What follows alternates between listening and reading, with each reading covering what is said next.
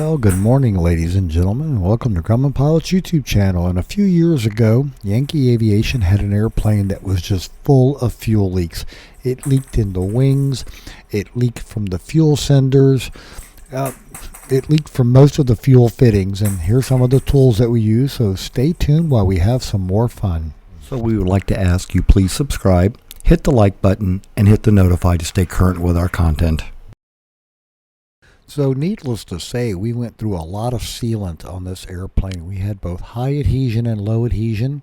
Low adhesion for the access covers, high adhesion for like here where we're trying to seal the wing to keep the fuel from leaking out of the wet wing.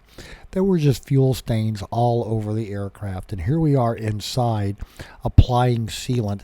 And we're also, while we're doing this, we're putting the covers back on with gaskets, and we're pressurizing the tank to try to look for the leaks. And you can see the blue fuel stains, and we were trying to clean them up with some acetone, but there were a lot of fuel stains in this aircraft, and you can see them here on the outboard section of the wing. Pretty much looks like auto fuel was used in this airplane for part of its life. And then we found some really bad gaskets on the fuel senders. There's a new one on the left and the homemade ones that we pulled off on the right, and they were just brittle and cracking. And again, here's another close-up of that one wing, and you can see the blue stain on the back and the other stains on the forward side.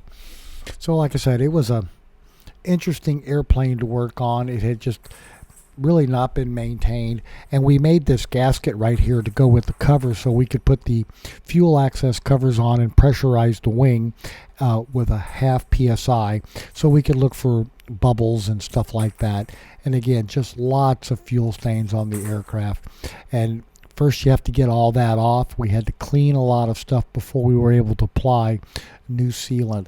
And again, it was quite the job. And as you can see here, not a very pretty sight inside the wings.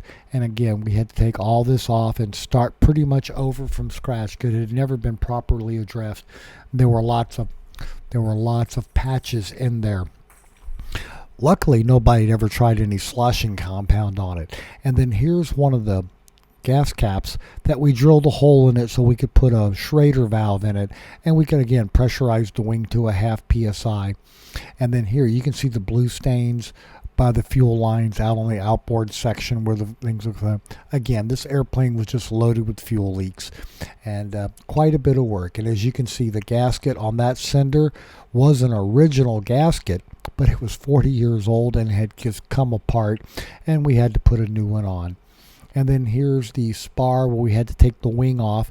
We ended up standing this wing upright and pouring the low adhesion down in there and painting it all around to get it the thing. So ladies and gentlemen, we hope you found all this useful and informative about a number of fuel leaks. Thanks so much for watching, and have a great day flying your Grumman.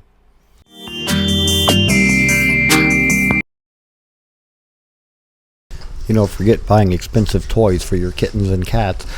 We find that just taking the aircraft spruce box and the paper on the tile floor is more than enough amusement for them for hours.